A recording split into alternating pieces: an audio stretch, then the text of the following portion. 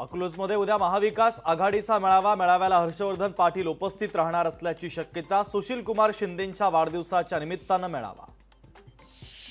राष्ट्रीय समाज पक्ष 288 जागा स्वबळावर लढणार। रासपचे प्रदेश अध्यक्ष काशीनाथ शेळकेंची माहिती। महायुतीमध्ये अद्यापही जागा वाटप न झाल्याने रासपच्या वतीने स्वबळाचा नारा। नवी मुंबई बाजार समितीचे सभापती लढणार विधानसभेची निवडणूक। अशोक डक माजलगाव विधानसभेत लढण्यास इच्छुक। अजित पवार यांच्याकडे उमेदवारी मागणार असल्याची माहिती। लातूरच्या औसा शेतकऱ्यांचं जलसमाधी आंदोलन। सोयाबीनला 8500 रुपयांचा दर देण्याची शेतकऱ्यांची मागणी। आंदोलन करणाऱ्या शेतकऱ्यांना पोलिसांनी घेतलं ताब्यात।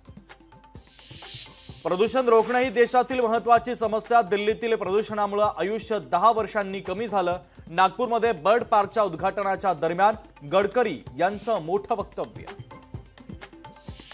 च्या कार्यकाळातील तोडफोड प्रकरणातील तपास समोर। प्रकरणामध्ये 2 पोलीस दोषी। दोन्ही पोलीस शिपायांवर कारवाईची शक्यता।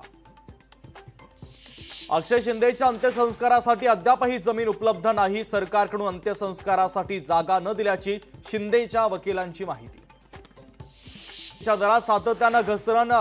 कांडी हळदीला 12 ते 13 हजार रुपये प्रति क्विंटल दर। वाशिम बाजार समितीमध्ये 400 ते 500 रुपयांची घसरण।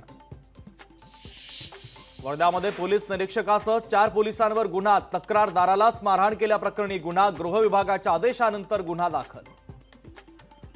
मराठा ओबीसी समाजाच्या पाठोपाठ आता नाभिक समाजाचं आंदोलन। संत सेनानी महाराज केशशिल्पी महामंडळासाठी नाभिक समाज आक्रमक। राज्यातील नाभिक समाजाचं सरकार विरोधात महाधरणे आंदोलन।